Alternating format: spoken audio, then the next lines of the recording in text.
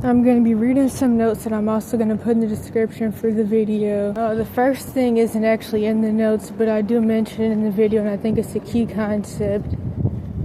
And I don't know what I was going to say. So, one of the things that I was thinking about the other day is like how there's this one verse, and it's like, how can you say you love God who you haven't seen, but you hate your brother who you have seen? I was thinking when it comes to a lot of things, from what I like to call sixth commandment culture to just people taking control and action over their life and actually trying to fix their situations and stuff, I was thinking, how can you say you believe in God, quote unquote God, whatever that means, who you haven't seen, but not believe in yourself, who not only you have seen, but you are. And then some other notes. Or now to read the notes, I mean. And just know, hold up, I didn't mean to start there. I don't care about, here's the mindset changes. Not that this is really a change. I've been felt this way, but it's like, nah, I really, really want to be serious about it. I don't care about anything anymore, and I don't believe anything anybody says. Looking back at the abuse evidence videos, it helps me to stop splitting. It also makes me feel better in lots of ways. It makes me happy. It reminds me of how hard I fight just to get where I am. How hard I fight to get to live outside and even get out mentally. And it reminds me that this can't be it. Just like the dog parasite cleanse story that I told. Next bullet point. Since it's a miracle I am alive, why not respond in real gratitude, which is taking action and trying to take control over my life? Next bullet point. I could also mention the faith without works is dead thing, which I have 2 videos with compilations of other people's videos where 2 people, well actually 3, 2 in the first video, 1 in the second, talk about many things including that. And one lady calls it the fix it Jesus complex, and a couple other things. Next bullet point. I mentioned this before as well. The point of religion is to make the world hate the Most High. Next bullet point.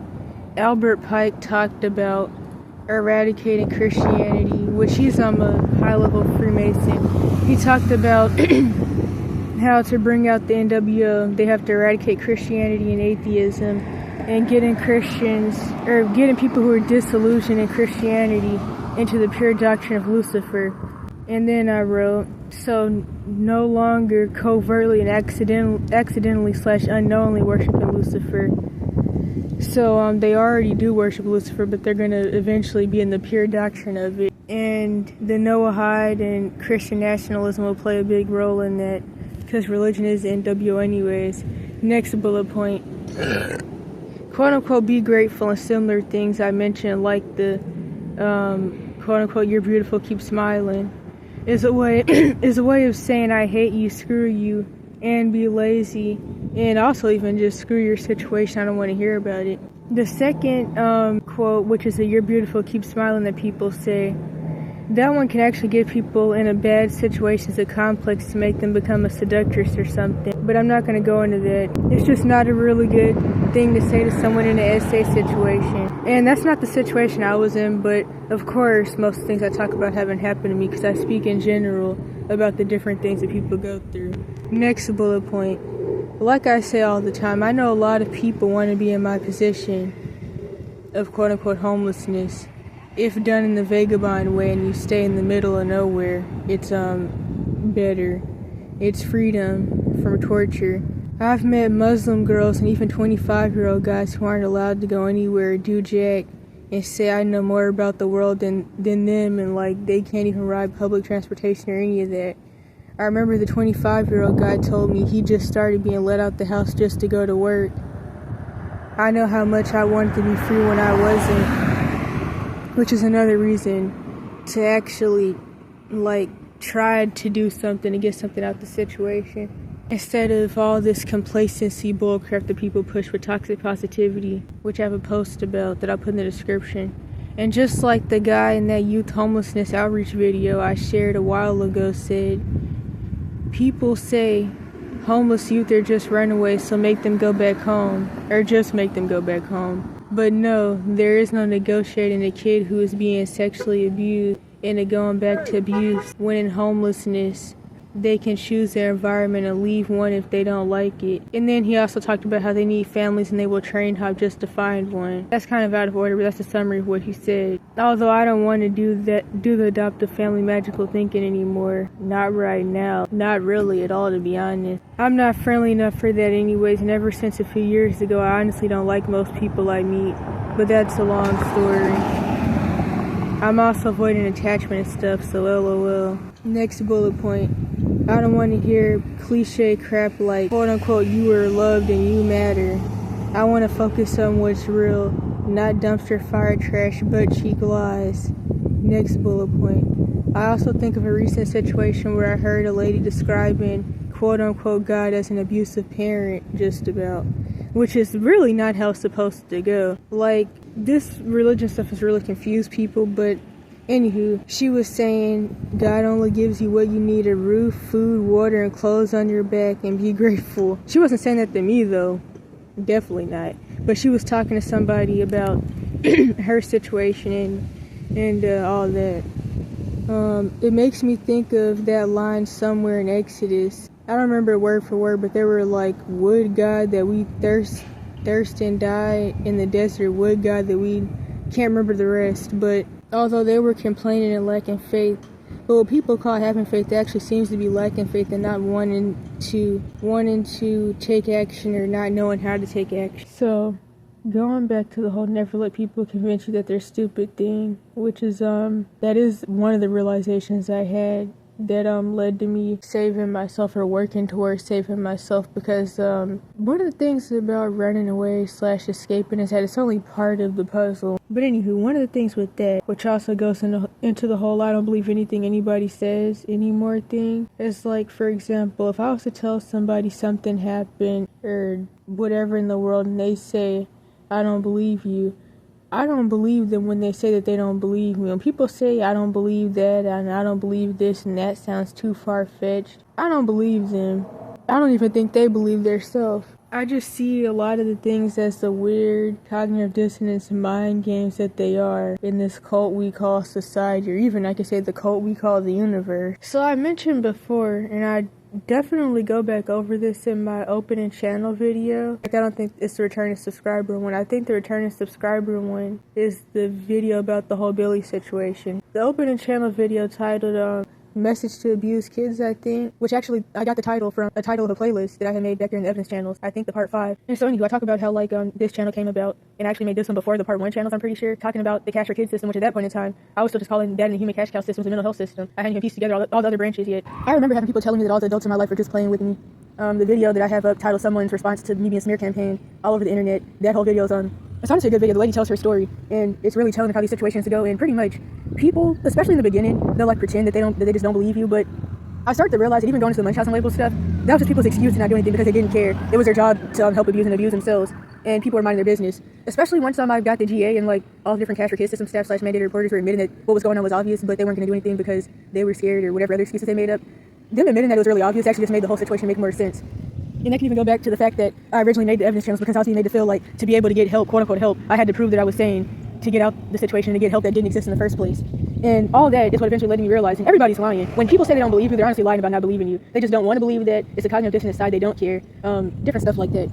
I made YouTube videos since I was 7. I never liked to really like and there was that, but it's like I didn't want making videos to become the coping mechanism it has and the outlet that it has become. I really didn't. And I mean, yeah, I do have people say that like the videos help me because I make the videos for me. I guess my MPDs and people I know who are in these situations, even though at the end of the day most of the things I talk about are so controversial and not like, even somebody who really could get something out of this wouldn't want to listen. I mean, I get how that could go. I don't really care because I don't make these reviews. If I did get views, I would have been banned a long time ago for so many things, to be honest. I didn't want this to become the coping mechanism it has, and I don't want to just be the person sitting around recording videos about my situation or even other things that are going on, which I don't like that fake social justice warrior bullcrap anyways. It's like, if I'm not able to do something about something, it's like, I don't know, I don't like I keep saying, it's like, it's a lot of talking, and not only people not doing anything, but people don't have plans on doing anything about anything.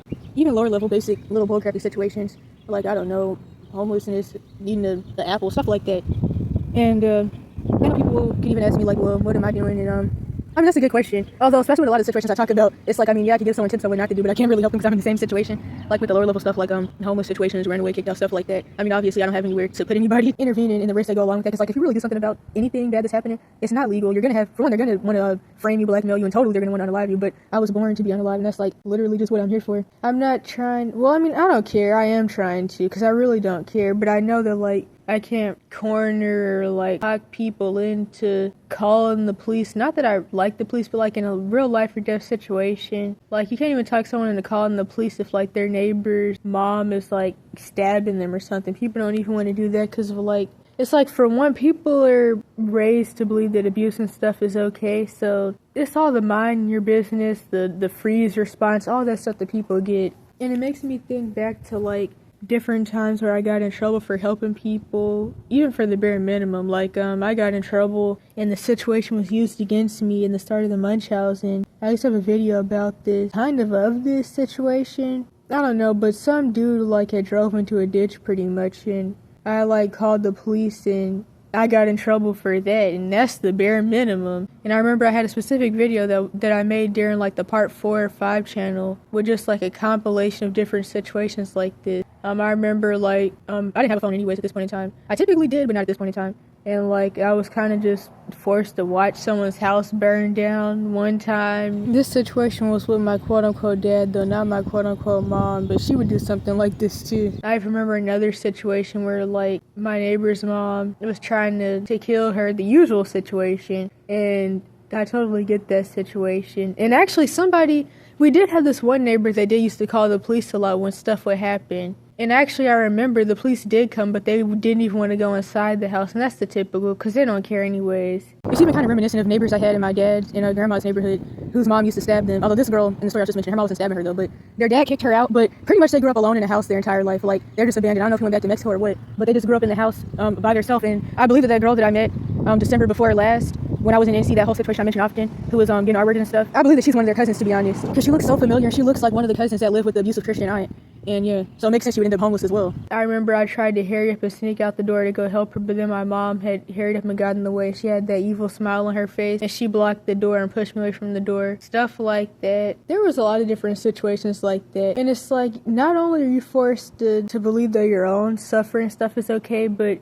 you're forced to believe that others is okay and that you shouldn't care. You're told to not only mind your business and not care about other people, but you're also told to do the same for yourself. And it's like, people talk about the empathy crisis, but literally, people are raised to not care about their self or anybody else. People are raised to feel nothing and not feel emotion, to be honest. And then it's like, that's why all this psych label bullcrap and people running around talking about the narcissist and stuff like that is all so weird to me, to be honest. Like, for one, people are all narcissistic, and if you weren't, you'd honestly die, because you have to be narcissistic to a certain extent to even survive. Yeah, I mean, I definitely get there's levels to this. I mean, I know what happened to me and even things that do happen. So it's like, I'm not gonna act like there isn't like a really deep false self-demonic level to that, but it's like, and we're all reflections of each other. Another person can only really be what you are, at least to a certain extent, and you can only be what they are, and any quote-unquote narcissist was created by us, the society. Just the psych label stuff is just annoying for so many reasons, but people running around talking about the psychopath, which that's not even really a real clinical label for real.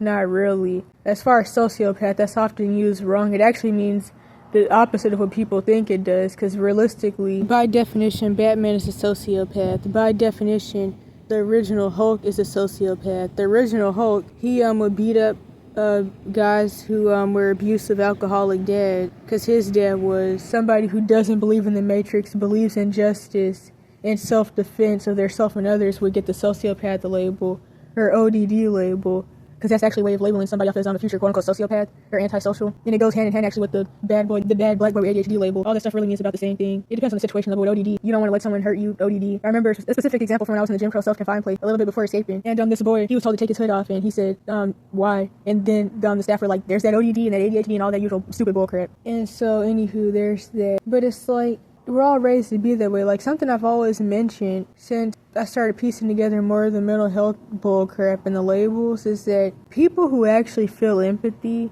and actually care about others and are nice, they get labeled off as quote-unquote retarded. Like the person that runs around hugging everybody and stuff like that, which that's not even safe to be honest, but that person gets labeled off as Down syndrome, and, just quote-unquote retarded in general, whatever that even really means. I was gonna say maybe autism, but not the new autism, maybe like one of the old autisms.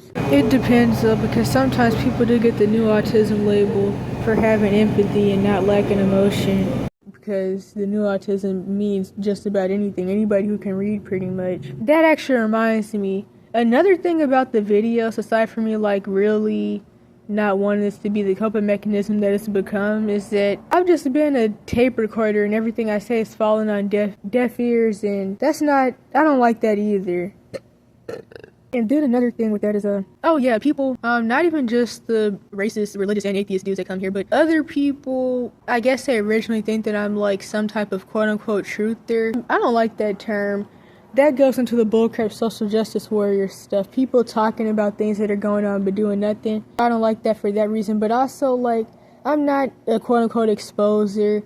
All I would be doing is telling people things that they already know but pretend that they don't know and don't believe and don't. They just pretend that they don't think these things happen, or that that wouldn't happen, or they wouldn't do this, or a parent wouldn't do that. You're just projecting your own issues onto somebody because you don't want to admit that kids are selfish and stuff like that. I don't have time to even be pretending I'm exposing something to you people. And people just play stupid. I don't have time for any of that. I'm not exposing. Nobody's exposing anything.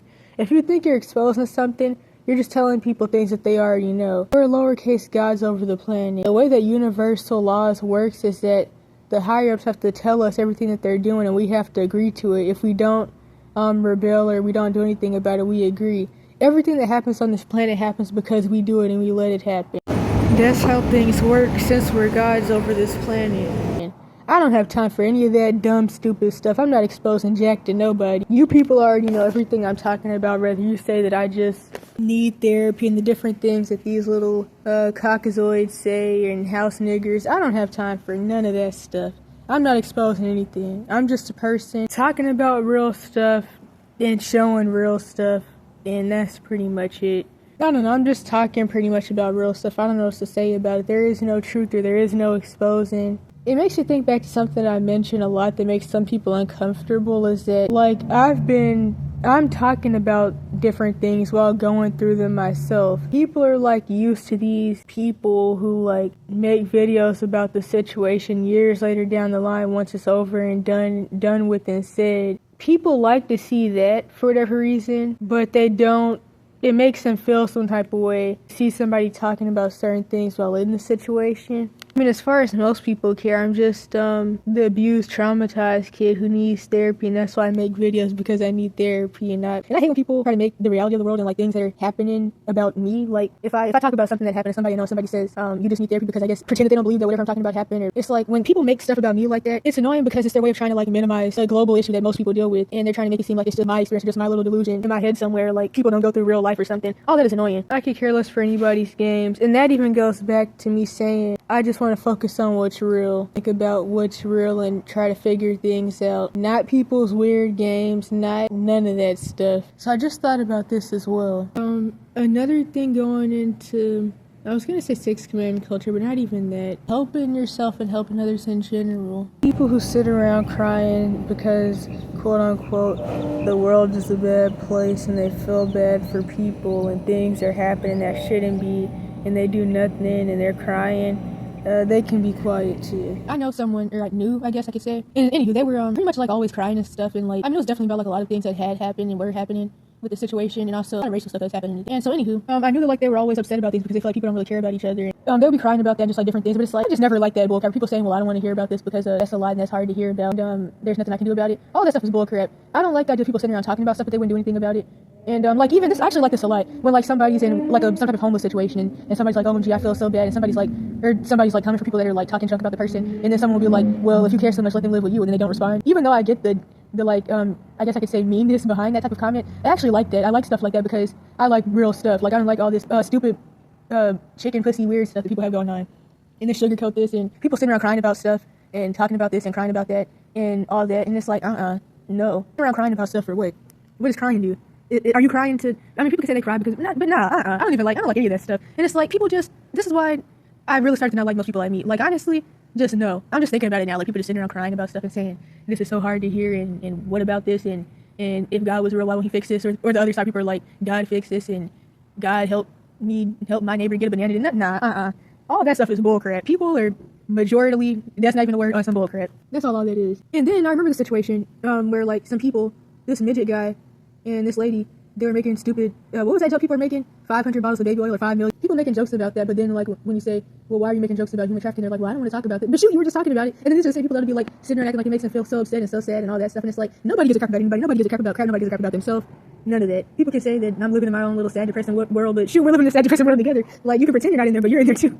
So, I don't know. But not about to be sitting around crying, sitting around scared of people, sitting around depressed about, well, I mean, I don't know. I don't really feel a lot of emotion anyways, but I won't be sitting around depressed about stuff like, not in that way, like sitting around crying because people don't care about each other and because you're upset because people have to prostitute and strip for money. And it's like, sitting around crying about that for what? How about you do something? I also thought about this. People would rather unalive themselves than pass away saving someone else or trying to save someone else. I mean, shoot, if you really want to go, at least go out in fashion, be infamous. It's just all so weird. People are just so weird. We're all just playing games with ourselves and each other. And the more realizations you have about the world and anything, the more people will hate you and feel like you're just a nutcase, which honestly, I'd rather be a nutcase. Whatever that means, I'd rather be that than be anything that's considered normal. And another thing I wanted to say, I've also been thinking about how like people who are considered rude are just people, just independent, but they're typically just people who no longer play little stupid games that people like to play, and they're just straightforward and to the point. They're used to people coming at them crazy and accusing them of stuff, so they automatically will assume that everybody's trying to do that, which I mean, I've been in a couple situations recently where I've had people like come at me kind of funny. One of the situations, that was kind of some bullcrap because it was on some like the typical sexual predatory, manipulative stuff, but I still get where he was coming from. And then a situation with this lady, not really going to go into that, but I get why she would assume that like I was trying to, I guess, discredit her, because most people do that to her, but I was genuinely asking a question, but I get why people get like that, so I didn't feel any type of way about it. It just makes sense. And then I think about my mom's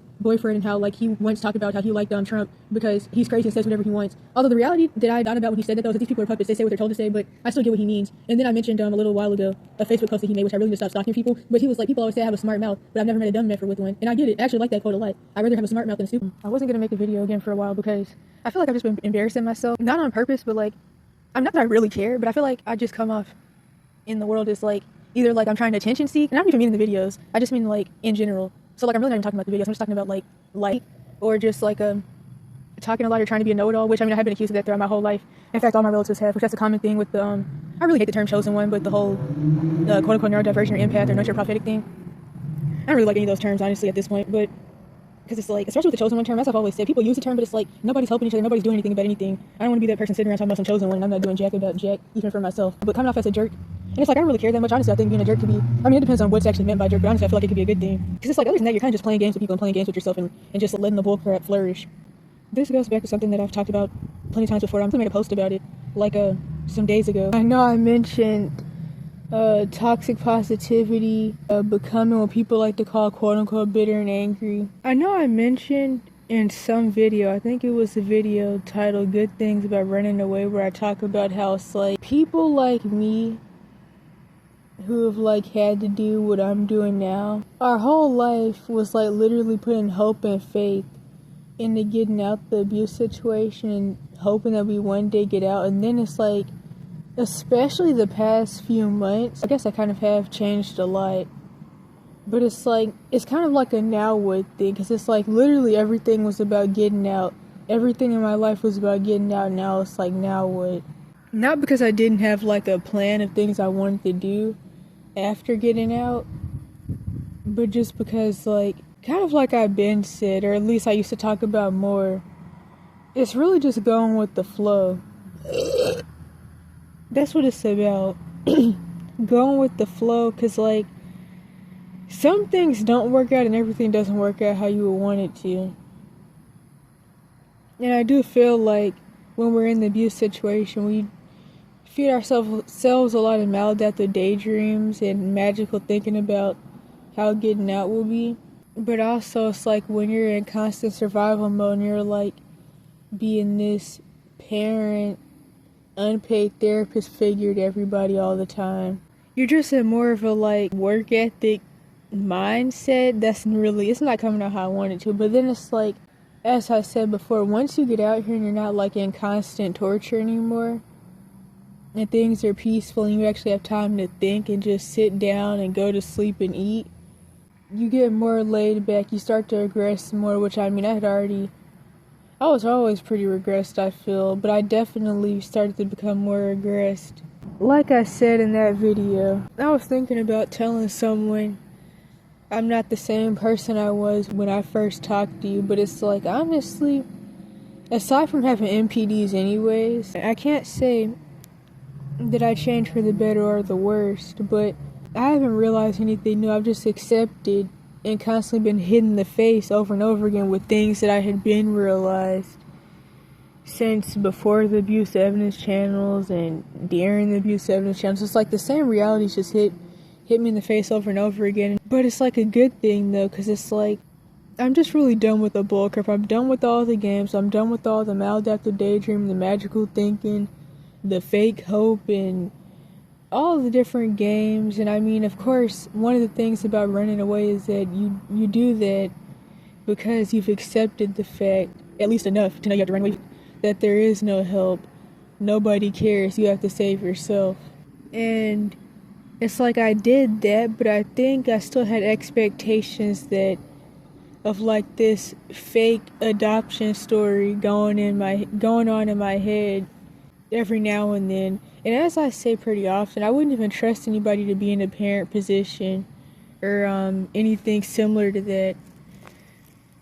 So it's kind of funny, but it's like all this hoping for things to fall out the sky. It's like I don't want any of that. Not that I did anyways, but it's like I realized that it was definitely, well, okay, wait a minute. Some of it was still in there subconsciously. There being my mind. Like the fake adoption story, for example. But that was also kind of in my, not even in my subconscious, but my conscious as well. But there was also a lot of other things that I started to realize were in my subconscious, I guess, of like these fake hope deferred type things going on in my head and deep in there. And it's like, if I really want to do jack about jack, I have to remove all of that stuff. And stuff like that is why I hate toxic positivity so much. Aside from the fact that it's like, it's a lot of manipulative stuff with it. It's like a lot of bystander effect, enabler, flying monkey type stuff in there, and it's used to discredit and manipulate people in bad situations. Like, for example, one example of a toxic positivity and being an enabler and possibly even a flying monkey is when beating the head with a baseball bat at home or something, and somebody's like, well, you're beautiful, keep smiling and just be positive and be grateful, and somebody has it worse, that type of stuff. And I've always said it's not even about who has it worse, it's the fact that anybody has it bad at all. But also anybody that's running around talking about who has it worse, you're also admitting that you're selfish and you don't care about anybody because you don't care about doing what you can to help people who have it worse. And I don't even that's another reason I don't like stuff like that. And then I also once seen a couple years ago somebody saying you can't be sad because somebody else is sadder. It's like saying you can't be happy because somebody else is happier. Although it's not even about being sad or happy. It's just the fact that people are at risk and there's like real stuff going on, and it's like, you know, kind of like I've said before, when it comes to, I use this example a lot with street kids and people saying things like, I can still see the spark in their eye and they still have a chance and they have a future and they're going to make it. The thing about that is that, one, that's an excuse to not help anybody. It's just like the I'll pray for you or fix it Jesus type stuff. A lot of really bad things can happen in even a short period of time, but especially in the time frame of figuring things out, laying low till 18. And something that I always say is that I realized a few years ago that atheists and religious people have a lot of the same talking points and no accountability. Like, I always mention that atheists will say things like, well, if God was real, then why does he allow people to suffer? Why does he allow this? And why does he allow people to hurt people? And then religious people, especially in Christendom, they'll be like, forget, it's in God's hands, I'll pray for you, I'm waiting on Jesus, different stuff like that. It's all really the same. It's all the same, no accountability, weird projection, manipulative type stuff. That's all of it really is. And honestly, I was never really that religious to begin with, but it's like, especially the past couple months, I've just been more fed up with, like, I don't know, it's all the same. We're all really the same. It's like, it's the same talking points. Like I already said, the same little bullcrap. And it's like, I don't know, I just don't like any of it. It's all just a game. It's all just excuses and mind games, and I'm not gonna do it, you do it, he'll do it, she'll do it, St. Peter fix it. That's all everything really is. And it's like, this isn't coming out how I wanted to at all, but even going back to the whole being bitter and angry thing, and what I like to call splitting into a schizo narc and the false self. If you're in enough bad situations long enough, it's eventually going to happen regardless. You're not going to be able to avoid it. And that's why, like, I hate all this toxic positivity, complacency stuff, and just be grateful. Just be grateful really means be lazy and do nothing. Don't do anything about what's happening to you. Don't do anything about what's happening to anybody else. If your kids are starving and you could do something about it, don't do anything about it because you need to be grateful and be complacent. That's all any of that really means. And it's like, people can say that I'm a negative Debbie Downer and a jerk or whatever else, but it's like, honestly, everybody's playing games with everybody.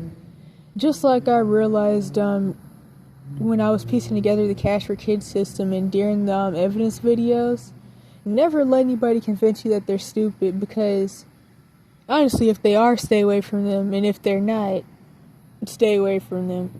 I don't know. It's all just a whole bunch of games. And it's like, then also, like, not to do this, like, woeless me type thing, but I was just thinking about this, which is part of why I started recording, because the usual thing with, like, I guess the MPDs and the systems and just thinking about things and the dialogue going, and then it's like, well, I can make a video about that, if that even makes sense. But it's like, I've definitely been minimizing things lately, and my current situation, just different things that have happened. And like I said, not to do this woe is me type thing, but it's like, if I really, really think about it, like, I do have to think about what I actually deserve. And another thing that I also think about that goes along with that is that this is going to be all over the place, but even when it comes to, like, how most people raise themselves, which I wanted to make a video about this, but I still haven't, but maybe I will. Like, I've had a lot of people throw slick shots at me about how I've been doing a good job raising myself, but they'll try to, like, to do the whole parent worship, honor thy parents type weird stuff. They'll try to, like, throw accountability onto somebody who doesn't exist and isn't in the picture and has no, what's the word?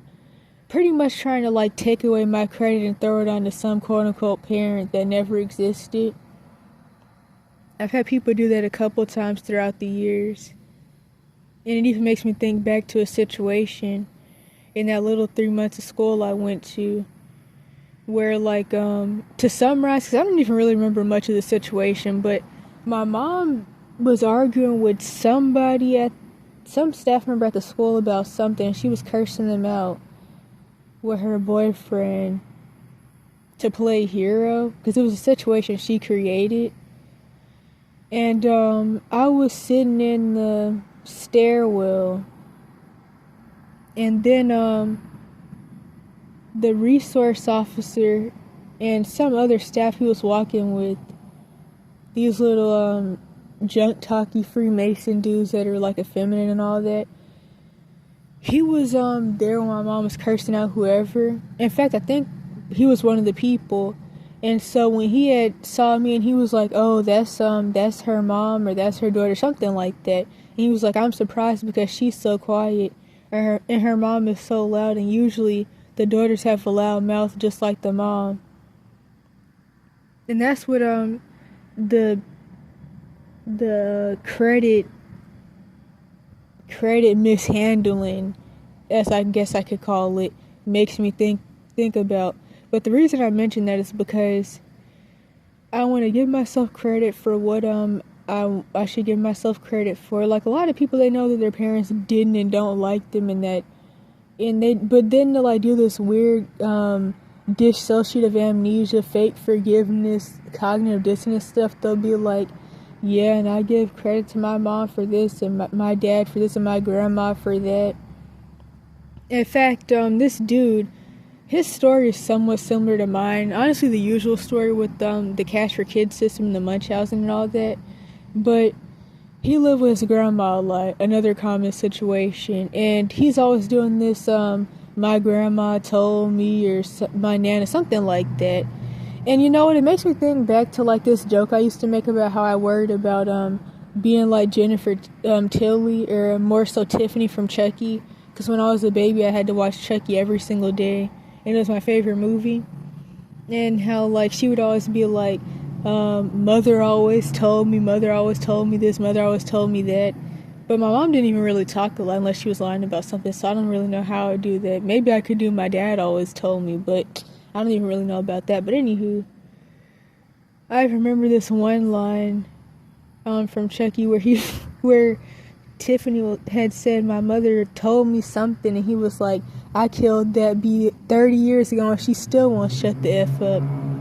I'm not gonna lie though, when you're wired a certain way and you like understand more from a young age, you get a lot of jokes that you probably shouldn't get, because that was really funny. But anyhow, point is, I don't want to give anybody credit for anything that they don't deserve credit for. Well, I'm talking way too fast.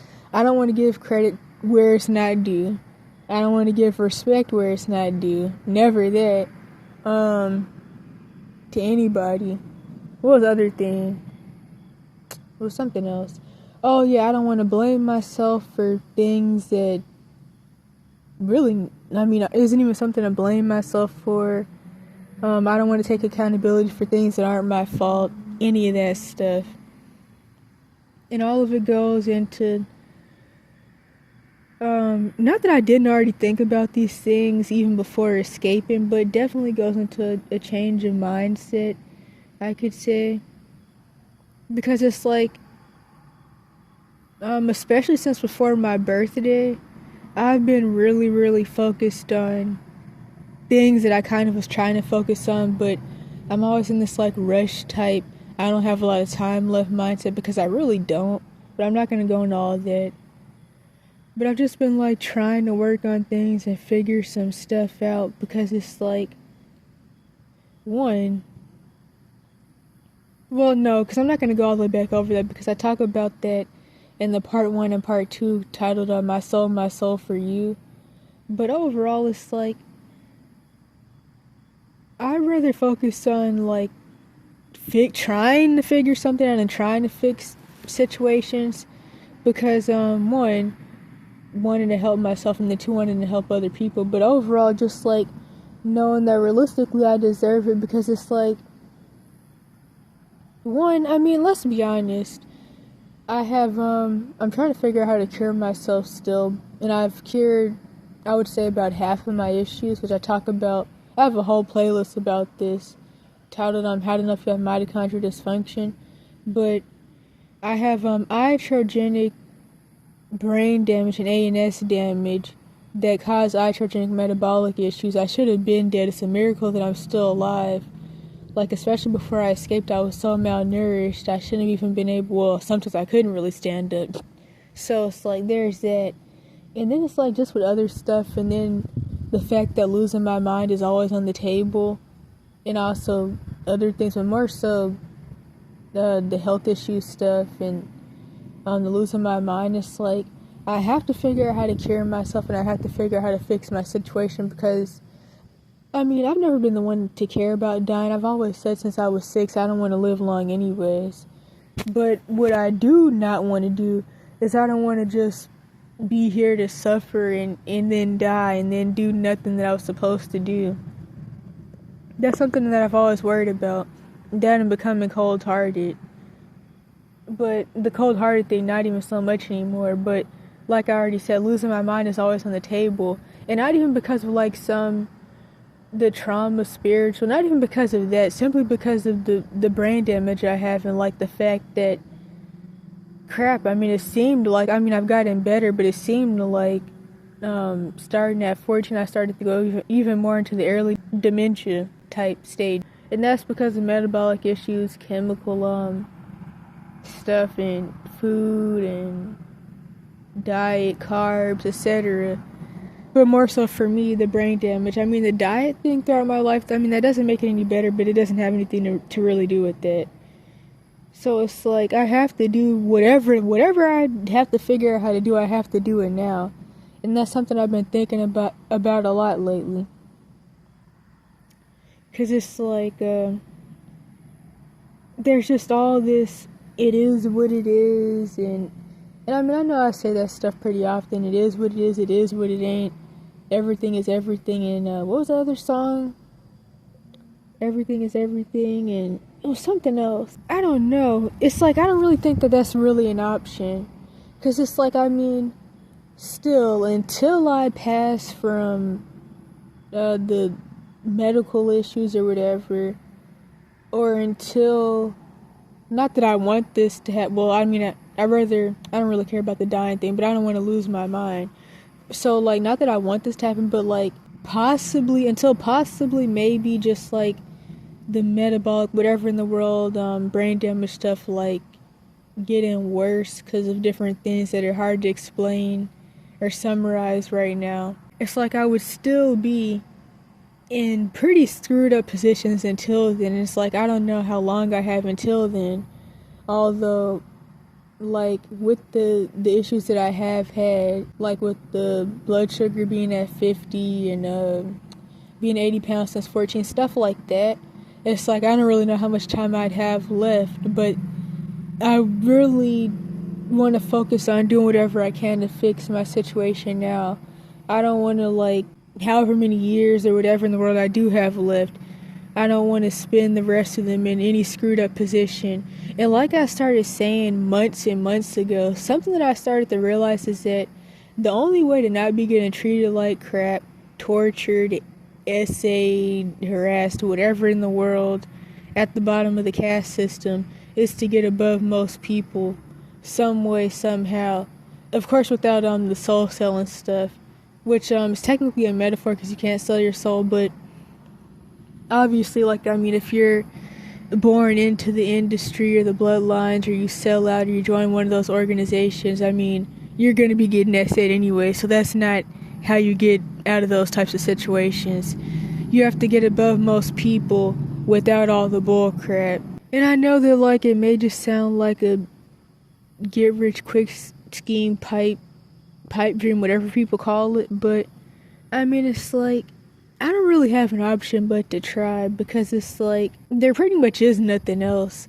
I mean, people can try to, like, I don't even know how to put it, like, I'm tired of, like, hearing all these different things that revolve around being complacent and just, like, sitting around doing nothing. Not that I ever was sitting around doing nothing, even before I ran away, I was never just sitting around doing nothing. I was trying to figure things out. Like, I even made that bull crappy little print-on-demand store at 14 in hopes that I'd be able to make a good amount of money before escaping, to not only help with escaping, but to even help, like, even after the whole landlord thing and all that, and all that stuff, and even, like, fund. The rats that are in this building must be really, really big, because, like, there's this real estate building that I sleep outside of sometimes, like, with my sleeping bag and my mat, because the tent thing is that's a lot of work. I'm not going to go into that. It's honestly just too much. And it's like, they're making a lot of noise on the inside of the building. There's like this window and stuff out here. In fact, they were trying to, it's really hard to explain without recording the actual video, but like, the window's kind of like, it's like this weird net metal thing that like be made by welding, which is definitely a very difficult weld to do. And so like, I had a bag with my spoon in it on the windowsill, or in the windowsill, and like the rat was like reaching through the window last night, because I guess it smelled like food or whatever, to try to like steal my bag with my spoon in it, but the background was probably terrible though. But anywho, that took my train of thought way somewhere else.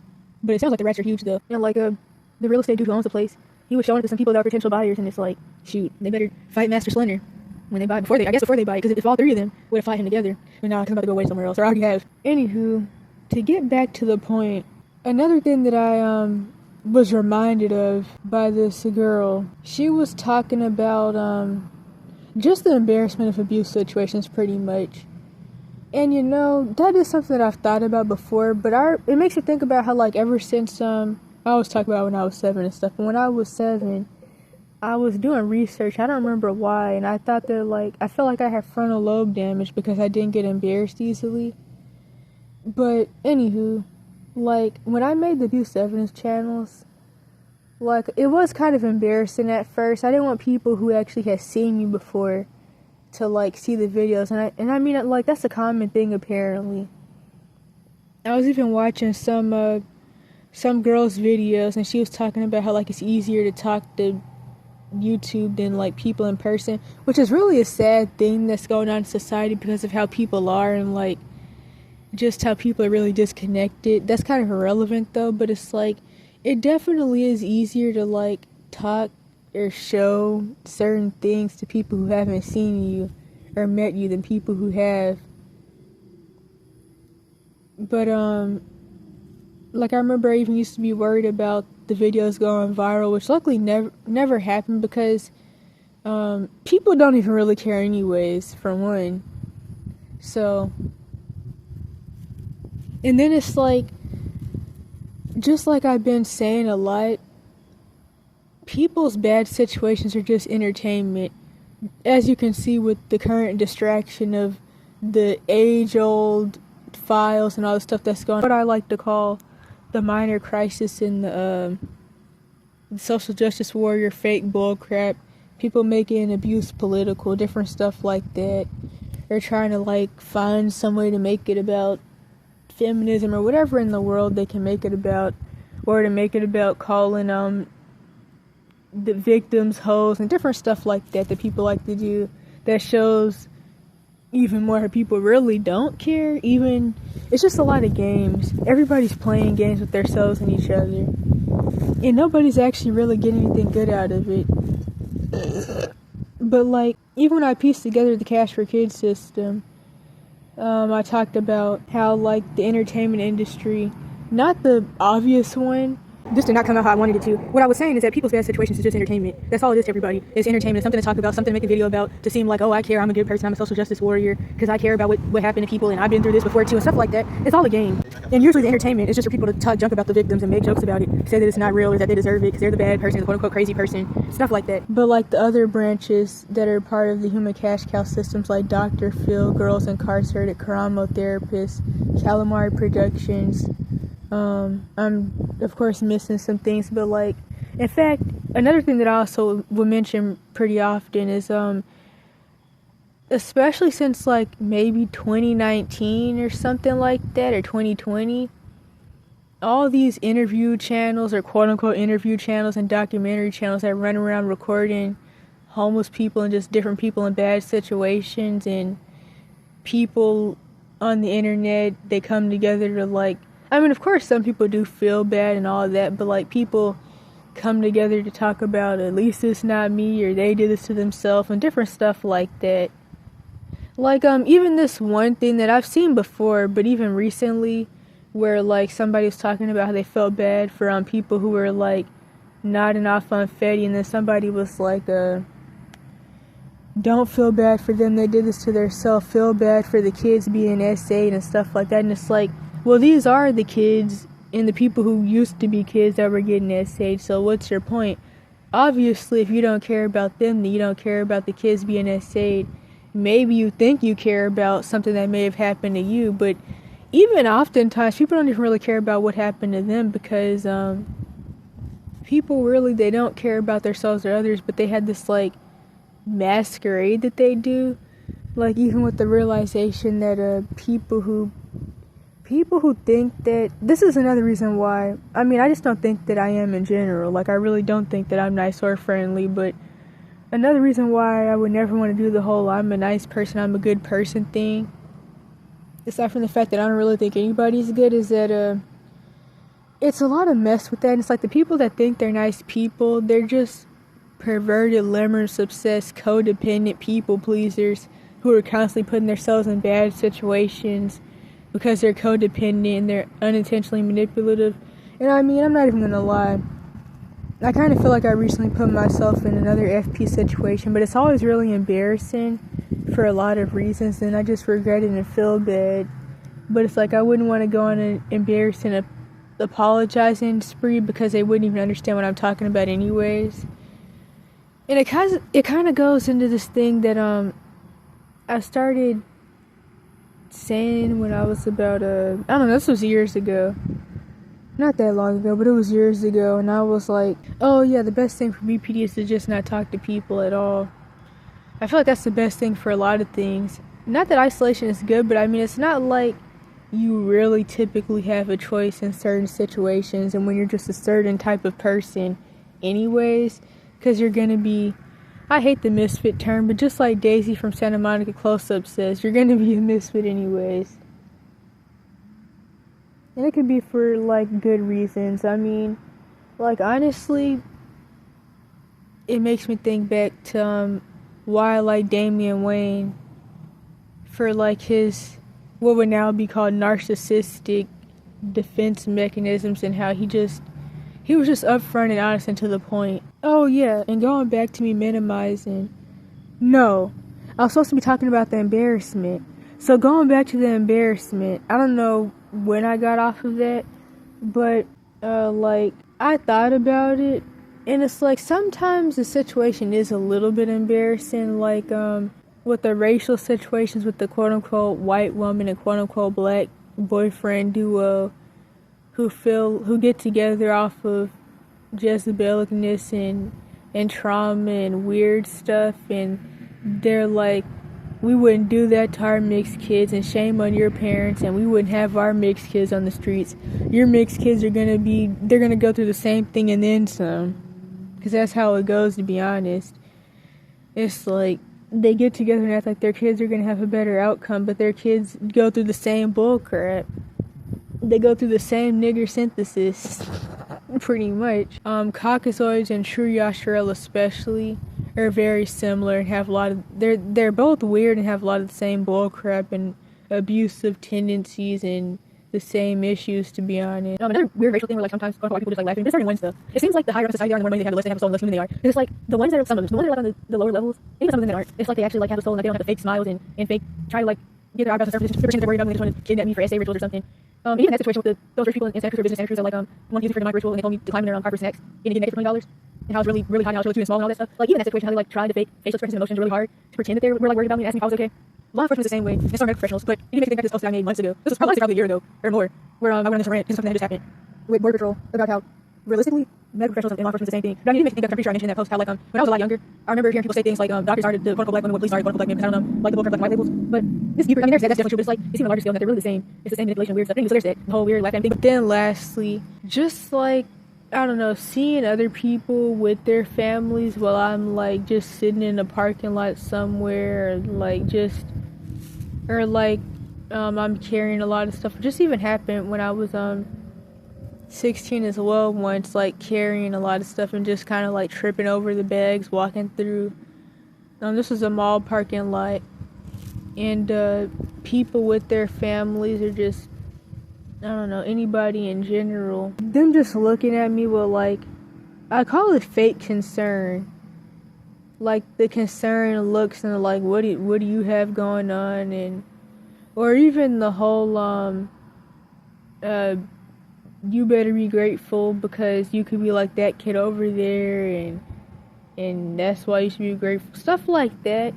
It's like I don't get embarrassed easily, but stuff like that does kind of make me think about how embarrassing the situation actually is. Like, even something else that I didn't think about, because just being used to being around older people. Not that well, I mean, I'm typically insulted by, like, older people, but I didn't think about, even though it should be obvious, how, like, being a street kid and being in school, if you're even, like, able to figure that out, like, that's actually something that people get bullied to death over, being homeless, even with parents, while being in school. different things like that. It made me think about more reasons to try to figure something out to like fix my different situations. And it makes me think back to another thing as well, which is a lady telling me that the only reason that I don't feel upset about my situation is because I'm still a kid. But I mean, it's not like I'm 5 or something. That, and also because she said that I'm used to being poor, and I've been poor my whole life, and I'm used to it. And I'm not gonna lie, I would hate to be somebody that was like used to having something or having stuff and then be in a bad situation. But I feel like that's still even different for like street kids who like escape something, because I mean, I've met people who left rich families, who left mansions and to escape their abuse and live in a tent in the woods and stuff like that. Not to mention the statistics say that, or at least they did say at one point, that most runaways and stuff, and even kicked out people, they come from the homes with pretty doors, as people say, the nice homes.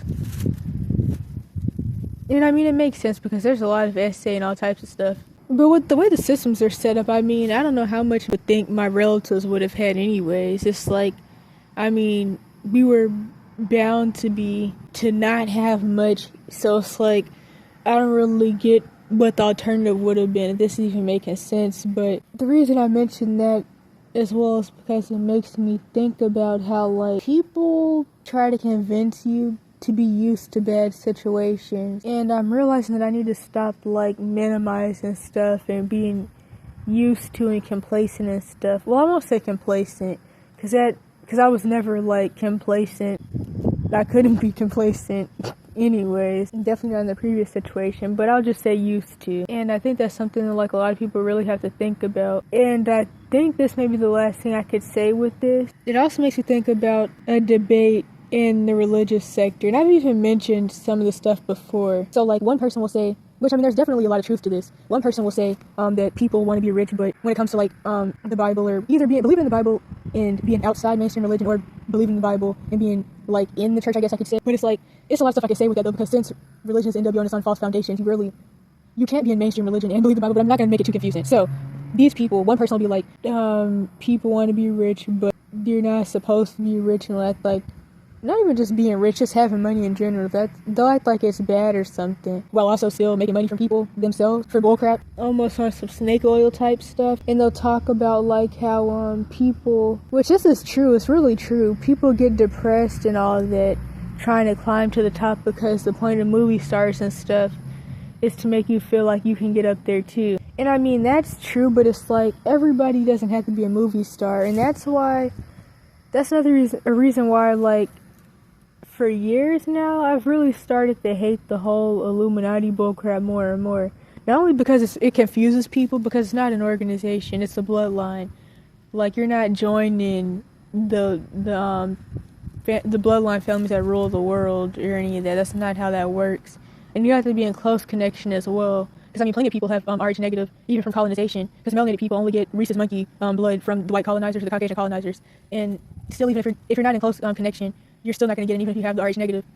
My grandma has it. That narrative has made people think that, like, everybody who has anything, that they had to, like, do a lot of weird stuff to get it.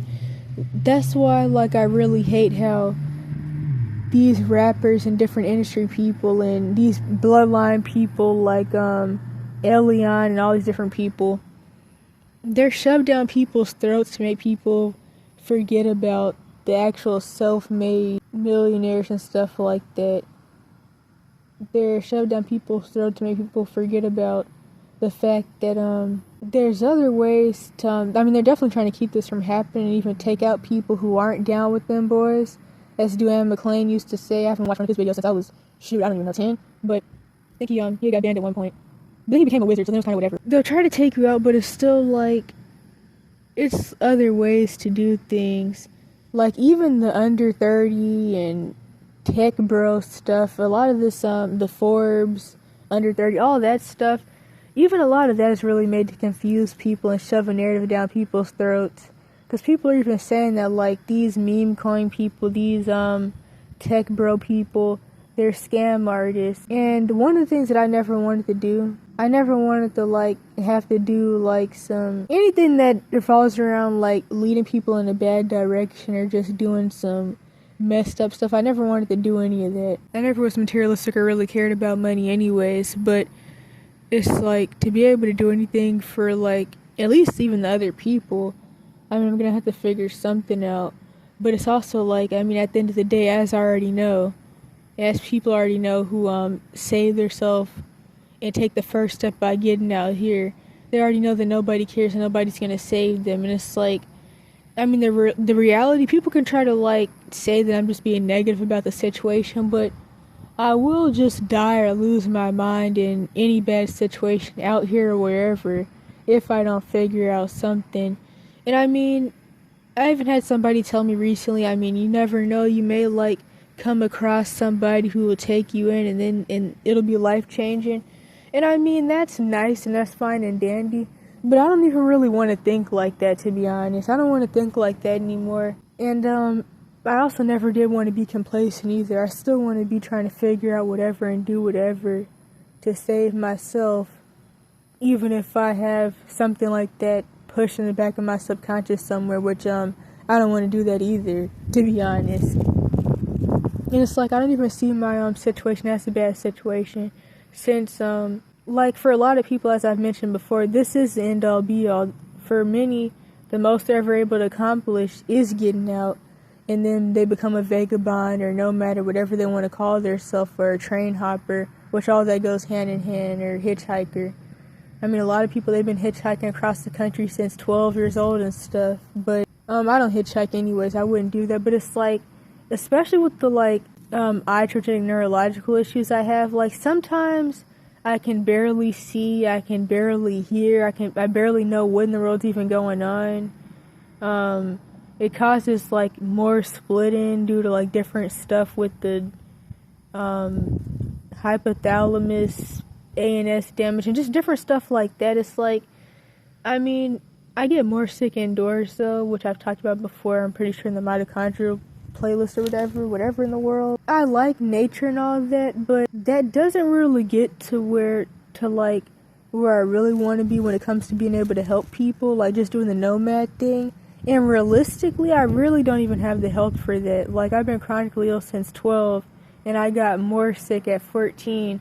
I really can't do all of that. Like, before I fixed half of my issues, like from taking the dog parasite cleanses, and I got rid of my bacterial overgrowth that had built up from not being able to digest food, and I started taking or drinking activated charcoal water sometimes to help with just metabolic waste buildup, because due to different things, like some stuff isn't working right, and so sometimes I often have IC and proteinuria, and it's like different stuff like that. Like, I was more sick before I got out here, definitely, but the more I move around, actually, the less pain I was in back when I used to be in pain a lot. And I'm really not trying to do like a woe is me type thing, but I'm just like talking about the reality of the situation. I really can't just sit here and like twiddle my thumbs and all that. Not because I necessarily, it's like I don't really care about being in nature, but like I would rather be like actually out in the middle of nowhere than in the city. But the thing about it is that I really don't have the health for it, and I'm too chronically ill for it. Like I had degenerative disc disease and a whole bunch of other stuff that I actually have had for many, many years. Especially since 12 when I started getting drugged, but it was just a lot of gaslighting. It's been a lot of gaslighting about a lot of stuff. And so my point with that is that, I mean, I even had like this story going in my head about like wanting to like adventure this and do that, and even do what like a lot of other people that end up out here from getting kicked out, being a foster kid, whatever in the world. I wanted to like, well, I mean, not that I was following anybody. I already wanted to do these things before I knew that like it was as common as it is. I didn't know that, like, I knew people did it, but, like, I wanted to be like Indiana Jones without the beating melanated people. I wanted to, like, do something like that. I always did. I used to want to be an archaeologist simply because I wanted to travel and live out in nature and be in the jungle and stuff, even though it's not what archaeology is really about. It's about stealing stuff. What was I going to say? And I always talk about the maladaptive daydreams I had since 6 about running away right before the tribulation took off and finding my jungle boyfriend and all that. And even learning how to hunt and all that, which I mean, I'm still gonna have to do that regardless, but it's like, I really don't have the health for that, like, at all. Like, I remember there was one point where, like, especially in some places more than others, I could barely, like, walk up the road before I started, the para cleanses and the HCl and enzymes, especially the betaine HCl. The dog para cleanses, the betaine HCl and the enzymes, and also oxybile sometimes, and the activated charcoal water. If I was to recommend anything to anybody with similar issues, I always recommend that, because that's the things that actually I got results from. Like all the other stuff that NAC and NAC, N-acetylcysteine or something like that, different things like that people recommend. I don't know what else you're supposed to get out of that. Like, the thing about like HCl and all that, and the other things that I mentioned is that I actually can tell the difference and tell that it's working. Like other things, it's like, I mean, is this even doing anything? Like, I don't know. So it's whatever. In fact, I haven't mentioned this in a while, but I literally used to busk and sell art and stuff, not just to get food and toothbrushes and stuff, but specifically, mainly, to get different tests, because I found a loophole to go through walk-in labs and then go to Quest. They don't ask for ID or anything. I found that loophole to get my own testing, which is how I found out about the protein urea and different stuff like that. And then also the money was mainly to get supplements and different things like that. The dog pair cleanses, I was lucky to get those, and it was a really good type, the type that you can't even get without prescription, because so many homeless people in California have dogs, and some people had donated just huge boxes of dog pair cleanses that had ivory and all that stuff in them, just on the sidewalk by the shelter, because I would go there to get food and stuff, and that's how I got them. And I was scared to take them at first, but I was like, I have to try it. I have to do it because I have to see if it works.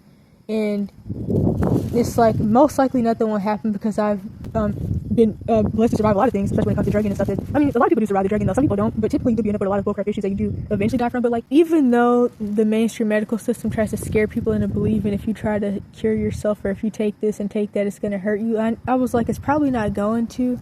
And if it does, at least I tried. And I took one, and then some days later I took a stronger one with Ivor.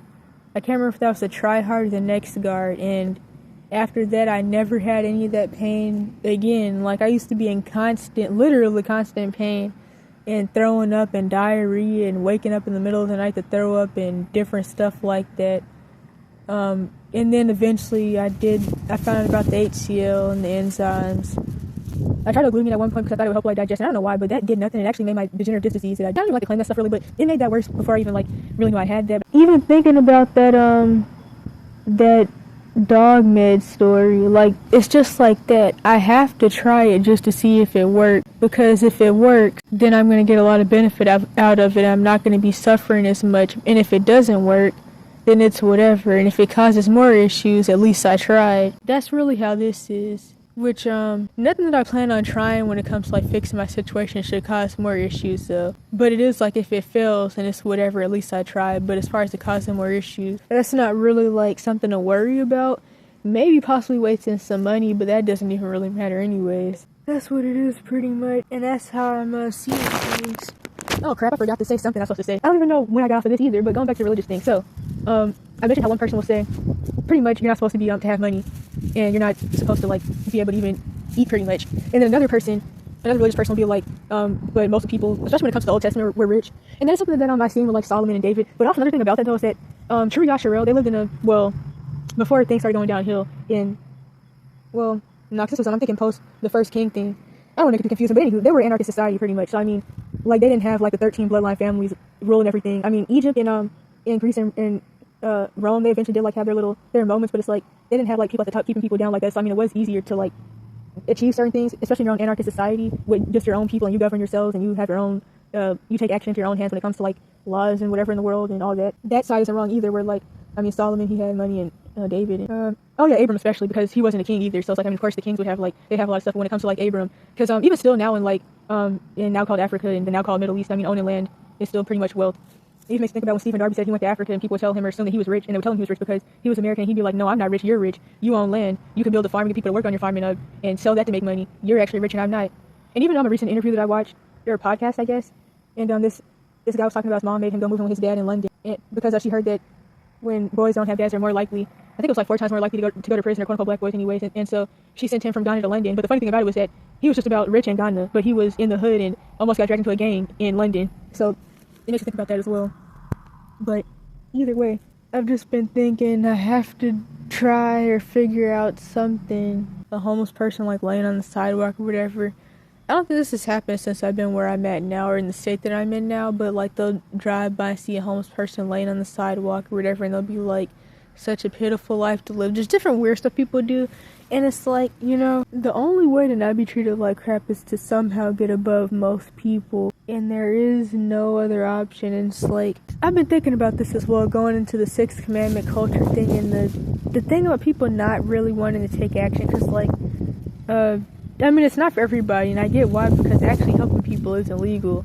But I was thinking, it makes you think about the verse, how can you say you love God who you haven't seen, but you hate your brother who you have seen? And I was thinking in my head, when it comes to a lot of different things that like people do, from the complacency and their own situations and other people's bad situations, and it's like, how can people claim to believe in quote unquote God? Because the ineffable name doctrine, it can mean really anything. They claim to believe in God, but they don't even believe in themselves. You believe in God who you haven't seen, but you don't believe in yourself, who not only you have seen, but you are. And it doesn't make any sense. And that's why, even though I was never really that religious, I've been getting more fed up with people who are just in these sectors, or even who are not even in, just, I don't know, spirituality, all that stuff in general. It's like, it's just so much games everywhere. I remember in a video that I made, I guess 2 years ago at this point, part 1 and part 2, but how to know if you're in the NWO, where I go over things from the Caesar Borgia depiction, which is a Nordic plebeian, to the false Caucasian European JPWs running around Northeast Africa pretending to be the people, and how like, if you're following them, you're going towards the beast system and stuff. But also, to get to the point, in that video, I mentioned a lot of things, or those videos, and I even mentioned, it's not on this channel, but I mentioned what was I calling it? The religious atheist. I don't even remember what all I used to describe that term, because the video was made based off of some notes that I had wrote a few years prior or so. And it's like, it's all really the same. It's like substituting. I don't even know if I don't know if it's going to make sense. It's like, kind of like this girl had told me when I was still, well, not when I was kind of still in that codependent, limerick obsessed, I love everybody bull crap. And although what she said wasn't true, to be honest, it really wasn't about self-hatred, but she was like, you only love me because it's easier than loving yourself. And honestly, that wasn't the case at all. But I can definitely say when I was like perverse limerence obsessions and all that stuff, that I was just like really, really downhill. Now, this isn't a good example. Let me just do something else. People, it's easier to pretend, hold up. It's easier to pretend that you like and care about and love like everybody else, or that, no, hold up. How do I put this? Hold up, wait a minute. Okay, so like for example, something that I realized, especially when it comes to hypersexuality, paraphilias, and objectification and all that stuff, is that you can't say, okay, for example, you can't say that you love quote unquote God and you love other people and you love yourself, but then walk up to somebody and slap them on the butt and say you're thicker than a bowl of oatmeal. If you really love them, you wouldn't do that, because you would know that they deserve better than that. And so, and also like, if you don't even like yourself, you can't really like anybody else, and stuff like that. It even goes into how like, people will always say that they're quote-unquote narc abusers, they're narcissistic abusive parents told them. A person that doesn't love themselves can never be loved by anybody else. And people always say that, like, I never understood this, and people like talk about this like it's not true, or like it's some type of insult. The reason that your abuser is able to tell you that because they know it firsthand. And so anyways, I think about this video I saw years ago where this guy was like, the Bible, he was talking about the commandments and how it said, love your neighbor as you love yourself, and love God and all of that. And he was like, I don't love myself, but I do love other people. And it's like, I was just thinking, that's not how that's supposed to go though. And that was like a long time ago. And it's like, it's just like that. It's a way of substituting. People claim that they believe in something and claim that they love whatever, just to like avoid deeper stuff. In fact, it makes you think about people say that religion is a coping mechanism. Of course, I know that, like, I don't even really believe in the whole quote-unquote atheism thing, especially level 1 Satanism, worship of the self, really. I know that, like, most people, they go into it with religious trauma and just being upset about different things that happen to them throughout their life. I don't even know how to put it, but it's like, I know that in the end, like, believing in Yahweh and then religion is two different things anyways. Like, religious people, like, I mean, even when it comes to Christendom, like, they really hate the Most High. Like, I've always thought about how, due to this, hatred for like anarchy, justice, and self-defense, and just different things like that, supposedly because the Bible was in use for colonization, and then there's the Southern GUN Bible and Jesus people, so it doesn't even make sense. But it's like, due to these different little weird things that fall into what I like to call Sixth Commandment culture, people in Christendom, they hate the Old Testament. They say that the Old Testament doesn't have to be read, because it was a different quote-unquote God, and the quote-unquote God was evil. And I always think about this pretty often when it comes to religion. And I think this is this is one of the many reasons why I made the term religious atheist, because most people really, they don't believe what they say they do. Like, for one, if you really, like, not even just when it comes to, like, spirituality, religion, or any of that, I just mean, like, anything in general. If you really, really believe what you say you do, you'd be willing to not only die for it, but to also unalive for it, if you really believe what you say you do. Other than that, you don't believe it.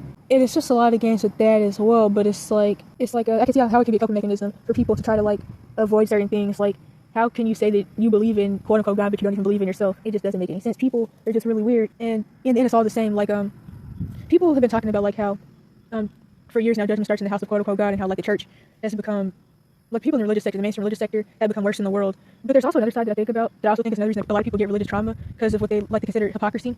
Because I think that another thing about it is that all people are really the same. Like, I mean, if it seems like majority of, a lot of people 40 plus have, like, a lot of issues, when it comes to, like, the fibophilia, hebephilia, pederasty, and different things like that, especially that I've noticed the past couple of years. And, of course, that's, like, the culture, like, the people who aren't in the religious sector have those issues, and of course the people who are in the religious sector also have those issues. And I think it even goes back to the whole people are people thing. We're all really the same. But the thing about the religious side is that people try to make a hierarchy and try to pretend that, like, they're better or whatever. And it's kind of interesting because it's like, I'm not going to go way somewhere else. I was about to start talking about how I always saw myself kind of, well, not I wanted to, but I always worried I'm becoming like some type of quagmire from Family Guy or whatever. And I mean, I don't know. I feel like sometimes I'm similar enough, but that makes me think about, the 40 plus show thing makes me think about that.